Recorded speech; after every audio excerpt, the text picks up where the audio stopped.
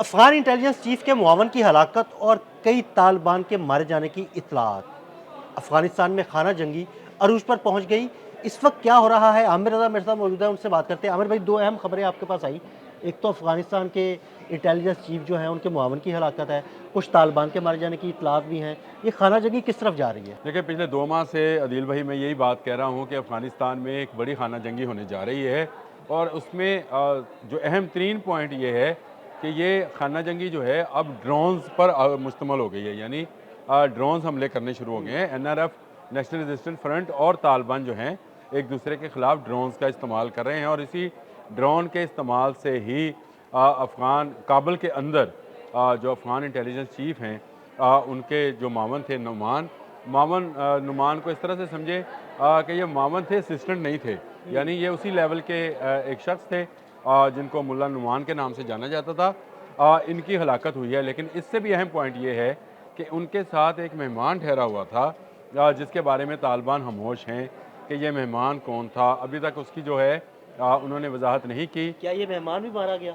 मेहमान भी मारा गया और ड्रोन इतना एक्यूरेट था और इतनी इंटेलिजेंस रिपोर्ट जिसने भी ये हमला किया, यानी एनआरएफ पे तो इल्ज़ाम है, जिसने भी ये हमला किया उनकी मालूमात इस हद तक थी कि जिस कमरे में नुमान और उसका मेहमान मौजूद थे उसी कमरे पर हमला हुआ और उसके नतीजे में एक धमाका हुआ और ये धमाका जो था पूरे काबुल में सुना गया और इस धमाके के नतीजे में जो है दोनों की हलाकत हो गई। नुमान का बेटा जो है वो शदीद ज़ख्मी है, लेकिन शुरू में तालिबान ने इसको रंग देने की कोशिश की कि जैसे ये सिलेंडर ब्लास्ट है, क्योंकि उनके घर के अंदर घुसकर जो है हमला हुआ था।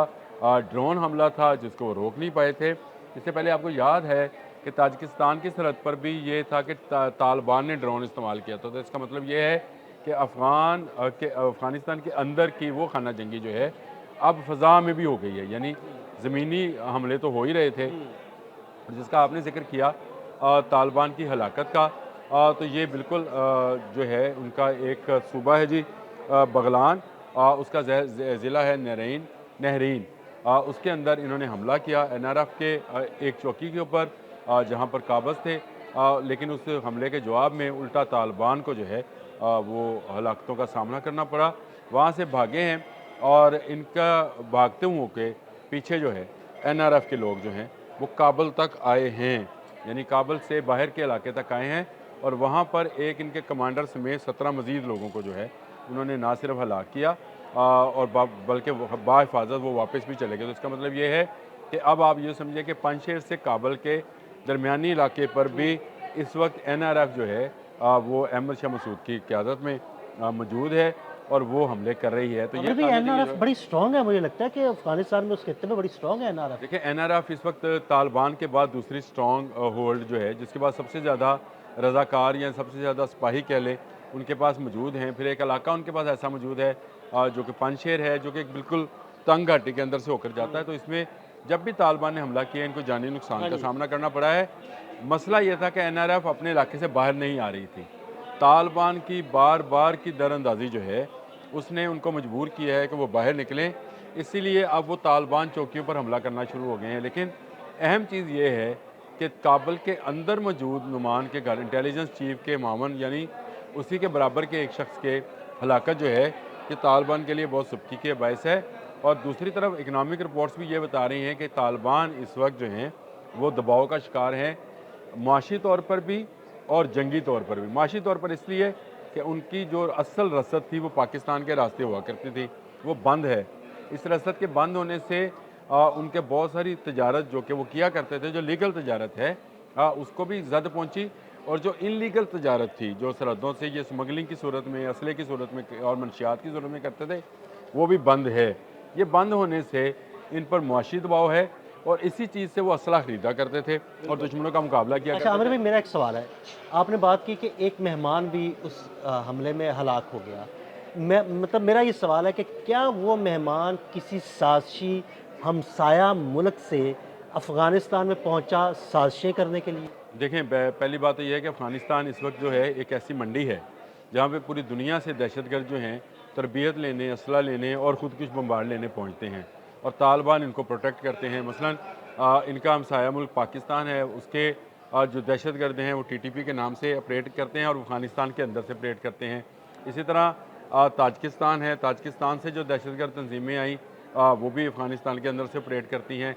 उज़्बेक जो दहशतगर्द हैं वो उज़्बेकिस्तान के लिए प्रॉब्लम है। इसी तरह रशियन दहशतगर्द जो हैं वो भी यहाँ पर मौजूद हैं। हत्ता के अरब ममालिक के जो दहशतगर्द कलाए यानी दाइश और अलकायदा जो है उनके भी तमाम के तमाम ग्रुप्स जो हैं अफ़गानिस्तान में मौजूद हैं। ये जो मेहमान मारा गया है ये किस ग्रुप से तल्लक रखता था?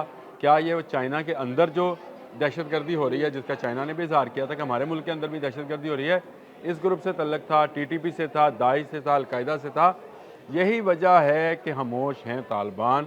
वो बता नहीं रहे उस शख्स की शनाख्त जो मेहमान के तौर पर ठहरा हुआ था। मुझे ये लगता है कि किसी ऐसे मुल्क ने जिसके पास अच्छी ड्रोन टेक्नोलॉजी है और बेहतर इंटेलिजेंस मालूमात हैं, उसने ये हमला किया है और उसने अपने एक बड़े दुश्मन को जो है वह मुल्ला नुमान के साथ जो है हलाक करने में कामयाबी हासिल की है। अब ये ईरान भी हो सकता है, ये चीन भी हो सकता है, ताजिकिस्तान, उज़्बेकिस्तान, कोई भी हो सकता है। देखिए आपने चारों तरफ तो जंग छेड़ ली, चारों तरफ से सरहदें जो हैं बंद हैं, लैंड लॉक आप हैं यानी समंदर आपके पास नहीं है, तजारत आपके साथ कोई कर नहीं रहा है और आपको दुनिया भर में दहशतगर्दी के लामो समझा जाता है। तो तालिबान के लिए मैं ये समझता हूँ कि इस वक्त एक मुश्किल सूरत हाल है और मुश्किल सूरत हाल जो है आहिस्ता आहिस्ता बिगड़ती चली जा रही है। जब आप मुआशी तौर पर कमज़ोर होते हैं अदील भाई, तो आपको आपका दुश्मन जो है वो आप पर हावी होना उसके लिए आसान हो जाता है। और पानशेर की वादी चूँकि आपको पता है कीमती पत्थरों से भरी पड़ी है, उनको दौलत की कमी नहीं है, वो स्मगलिंग नहीं है, वो लीगल तरीके से ट्रेड करते हैं। फिर उनके पास जो वादी है उसमें वो महफूज हैं, यानी किले की तरह की एक पहाड़ों के दरमियान में वादी मौजूद है और इसका एक रास्ता है, जिसको बंद कर दिया तो समझिए आपका वादी में एंट्री बंद हो गई। लेकिन काबुल तो खुला है और काबुल के इर्द गिर्द का इलाका भी खुला है। तो अगर ये खुला है तो फिर इसका मतलब ये है कि तालिबान को आने वाले दिनों में यानी 2026 में आप ये तवक्को कर सकते हैं कि 2026 के पहले चंद माह में ही तालिबान हुकूमत का ख़ात्मा होने जा रहा है और उसकी जगह पर एक ऐसी फ़ोर्स वहाँ पर आएगी जो दुनिया के दूसरे ममालिक के साथ मिलकर ना सिर्फ अफ़गान ट्रेड को दोबारा से बहाल करेगी बल्कि अफ़गानिस्तान के लोगों की उमंगों के मुताबिक वहाँ पर एक हुकूमत बना दी जाएगी ताकि वो अपने फ़ैसले खुद कर सके। तालिबान ने असल ने अपने लिए खुद ही गड्ढा खोद लिया। उन्होंने भारत के साथ रवाबत बढ़ाए और इर्द गिर्द के ममालिक के साथ खराबी पैदा कर ली।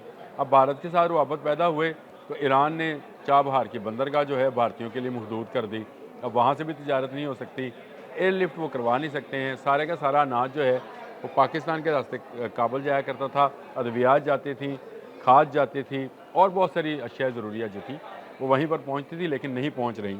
इसका मतलब यह है कि आने वाले दिनों में मज़ीद वहाँ पर जो है अनरेस्टनेस जो है वो शो होगी, लाकानूनीयत बढ़ेगी और इनके अंदर जो मौजूद दहशतगर्द गिरोह हैं ये भी आपस में दस्तो गिरोबां होंगे क्योंकि इनका कोई ऐसा जिसको कहते हैं कि अखलाकियात हैं वो नहीं है। यहाँ इनके लिए बंदे को मारना ही जो है वो समझते हैं कि काम है, वो इसी काम मकसद के लिए पैदा किए गए हैं और वो इसी मकसद के लिए वो ये नहीं देखते कि दोस्त है दुश्मन है, उनके मफादात जहाँ पर जुड़े होते हैं वो उस तरफ चल पड़ते हैं। अब जब असला नहीं मिलेगा, जब उनको अनाज नहीं मिलेगा, अद्वियात नहीं मिलेंगी तो ये एक दूसरे से चीना चपटी शुरू होगी। मैं समझता हूँ ऐसे माहौल में अच्छे हालात बनते चले जा रहे हैं, ख़ासकर NRF के लिए जो कि एक इत्तेहाद है। मैं आपको नेशनल रेजिस्टेंस फ्रंट जो है ये सिर्फ एक पार्टी नहीं है, ये 5-6 ग्रोहों का एक इत्तेहाद है, इसलिए ये बहुत मजबूत हो गए हैं। इसलिए मजबूत हुए कि इनके पास इस वक्त रज़ाकारों की एक बड़ी फ़ोर्स मौजूद है जिसको कोई भी मुल्क जो है अपने मफादात के हवाले से इस्तेमाल कर सकता है।